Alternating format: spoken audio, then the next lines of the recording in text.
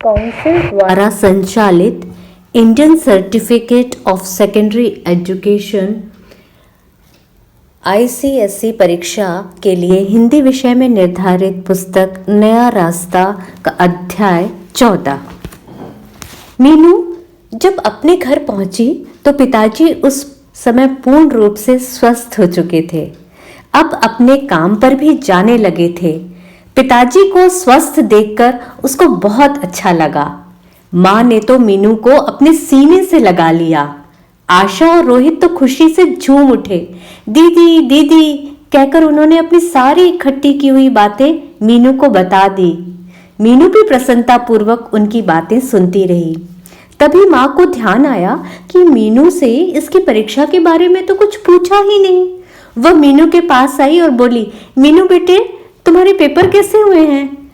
तुमसे मिलकर भी खुशी में तो मैं यह पूछना ही भूल गई।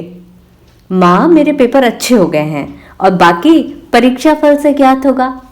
ठीक है बेटा, अच्छा है, तुम प्रथम श्रेणी में ही पास हो जाओ। अभी तक तो हमेशा प्रथम ही आई हो, माँ ने बड़े विश्वास के साथ कहा। हाँ माँ, मैं भी यही चाहती हूँ, क्योंकि इस समय मेरा उद्देश्य इस जीवन में कुछ बनने का है और माँ, आपका आशीर्वाद मेरे साथ है, जिससे मुझे प्रेरणा मिलती रहती है। हाँ मीनू, हर माता पिता का आशीर्वाद अपने बच्चों के साथ रहता है, पर बच्चों की अपनी लगन और परिश्रम भी होता है जो उनके लिए सफलता का मार्ग प्रशस्त करता है। यह कहकर माँ बाहर चली गई। अगले दिन मीनू अपने कमरे में बैठी साप्ताहिक पत्रिका पढ़ रही थी कि पिताजी ने कमरे में प्रवेश किया। वह उनके पास आकर पास खड़ी कुर्सी पर बैठ गए। उन्होंने मीनू से कहा, मीनू बेटी, परसों तुम्हारी बुआ जी का पत्र आया है। उन्होंने इसमें एक लड़के के विषय में बताया है। वह दिल्ली में इंजीनियर है, 3000 रुपए महीना पा रहा है। यदि तुम... पिताजी भी वाक्य पूरा कर भी न पाए थे कि मीनू बोल पड़ी, पिताजी, मैंने आपसे पहले भी कहा था कि मैं अभी अपनी पढ़ाई बीच में ही छोड़कर शादी नहीं करूंगी। बेटी, यह बात तो ठीक है, परंतु लड़का बहुत अच्छा है। ऐसे लड़के रोज रोज कहाँ मिलते हैं। यदि लड़का बहुत अच्छा है तो आशा के लिए बात चला दीजिए। आशा देखने में भी सुंदर है, पसंद तो आ ही जानी चाहिए। मीनू बेटा, हमारा दिल गवाही नहीं दे रहा ऐसा करने के लिए।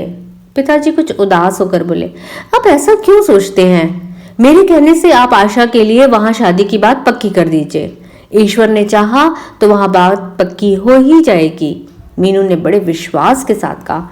इतने में ही माँ रसोई घर से बाहर कमरे में आ गई। उन्होंने भी मीनू की बात का समर्थन करते हुए उनसे कहा कि उस इंजीनियर लड़के से आशा के लिए बात कर लीजिए। सबकी सलाह से पिताजी आशा का रिश्ता लेकर दिल्ली गए। लड़का देखने में अच्छा था, उन्हें बहुत पसंद आया। उन्होंने आशा को फोटो उन्हें दे दिया। मांग के नाम पर उन्हें सिर्फ सुंदर लड़की चाहिए थी। आशा को दिखाने की तिथि निश्चित की गई। आशा देखने में सुंदर तो थी ही, साड़ी पहनकर जब उसने छोटी सी बिंदी अपने माथे पर सजाई तो उसका रूप और अधिक निखर गया। आशा को देखने के लिए इंजीनियर आलोक, उसके मम्मी पापा व उसकी बड़ी भाभी आए। आशा जब उन लोगों के पास पहुंची तो उस समय आशा ही चमक रही थी और सब लोग जो उसे देखने आए थे साधारण रंग रूप के थे, इसलिए उसे नापसंद करने का कोई प्रश्न ही नहीं था। आशा का रिश्ता पक्का हो गया। लड़के वालों को यह बात बता दी गई कि इसकी बड़ी बहन की अभी शादी नहीं हुई है, क्योंकि वह अभी वकालत पढ़ रही है। आशा की शादी की तिथि पंडितों ने 4 महीने बाद ही सुझाई। अब घर में सब उसकी तैयारियों में लग गए। रविवार का दिन था। मीनू टेलीविजन पर कार्यक्रम देख रही थी कि नीलिमा के भाई अशोक ने उसे आकर बताया कि नीलिमा मेरठ से आई है और तुम्हें याद कर रही है। नीलिमा का नाम सुनते ही वह खुशी से झूम उठी और अपनी प्रिय सखी से मिलने के लिए बेचैन हो गई। इस समय माँ घर पर नहीं थी, पड़ोस में किसी के घर गई थी, इसीलिए इस समय उसका जाना संभव न था। माँ के घर में आते ही उसने उन्हें बताया कि आजकल नीलिमा ससुराल से आई हुई है। माँ से आज्ञा लेकर वह नीलिमा के घर चली गई। मीनू को देखकर नीलिमा की प्रसन्नता का ठिकाना न रहा। वह मीनू से बोली, मीनू चलो कमरे में चलते हैं, आराम से बैठकर बातें करेंगे। वे दोनों कमरे में जाकर आराम से बैठ गई। नीलिमा का उतरा हुआ चेहरा मीनू ने पूछा, नीलिमा क्या बात है भाई, आजकल कुछ कमजोर सी नजर आ रही हो, तबीयत तो ठीक है ना? ओह हाँ, वैसे तो ठीक है, परंतु मुझे उल्टियों ने परेशान कर दिया है। ओह अच्छा, यह तो आप खुशखबरी सुनाने जा रही हैं, यह तो बड़ी अच्छी बात है, मीनू ने हंसते हुए कहा। इतने में अशोक ने कमरे में प्रवेश किया। वह भी उन दोनों के पास बैठकर बातें करने लगा। मीनू अशोक से बातें करने में हमेशा लज्जा का अनुभव करती थी, परंतु आज वह भी उससे घुल मिलकर बातें कर रही थी, क्योंकि हॉस्टल में रहने पर संकोच स्वयं ही कम हो गया था। कुछ देर बातें करके अशोक वहां से उठकर चला गया। नीलिमा को देर बैठने पर थकान होने लगी थी। वह पलंग पर जाकर लेट गई। मीनू भी इसी के पास बैठ गई और वे दोनों फिर बातें करने लगी। तभी नीलिमा ने मीनू से शादी के बारे में पूछ लिया। मीनू, तू शादी नहीं कर रही अभी? मैंने सुना है आशा का रिश्ता हो गया है। हाँ नीलिमा, आशा का रिश्ता हो गया है। लड़का इंजीनियर है, घर भी अच्छा है। पर मीनू, तू अभी शादी के लिए तैयार क्यों नहीं है? नीलिमा ने पूछा। नीलिमा, अब मैं कुछ निराश सी हो गई हूँ।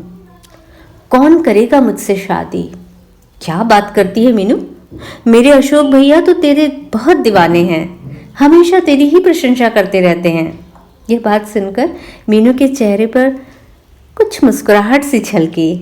मुस्कुराते हुए वह बोली, चल कोई तो है अपनी प्रशंसा करने वाला भी। मीनू, मैं मजाक नहीं कर रही हूँ, तू तैयार हो जा, तेरी शादी अशोक भैया से करा दूंगी। नीलिमा ने बड़े विश्वास से कहा। नहीं नीलिमा, मैं अभी शादी नहीं करूंगी। देख, मैं वकालत पढ़ रही हूँ, अभी सिर्फ 1 ही साल पूरा हुआ है। जिस लक्ष्य को लेकर चली हूँ उसे पूरा होने दे, उसके बाद ही शादी के लिए सोचूंगी। मीनू, तू शादी के बाद भी पढ़ सकती है। नहीं नीलिमा, शादी के बाद मैं उतनी लगन व मेहनत से नहीं पढ़ पाऊंगी। आज नीलिमा ने सोचा था कि मीनू को किसी तरह शादी के लिए तैयार कर ले दी, परंतु मीनू के हट के सामने उसकी एक न चली। कुछ देर तक दोनों बैठी इधर उधर की बातें करती रही। थोड़ी देर बाद मीनू अपने घर आ गई। नीलिमा के ये शब्द कि अशोक भैया तेरे बहुत दीवाने हैं और हमेशा तेरी ही प्रशंसा करते रहते हैं, बार बार मीनू के हृदय के तार झंकृत कर देते हैं। आखिर वह भी तो एक लड़की है और हर लड़की अपनी प्रशंसा सुनकर प्रसन्न होती है। आधी रात तक मीनू करवटें बदलती रही और नीलिमा के कहे शब्द उसके कानों में गूंजते रहे। उसकी समझ में यह नहीं आया कि वह जिस लक्ष्य को लेकर चली है उसे बीच में ही छोड़कर शादी कर ले या उस लक्ष्य की प्राप्ति के लिए मेहनत से पढ़े।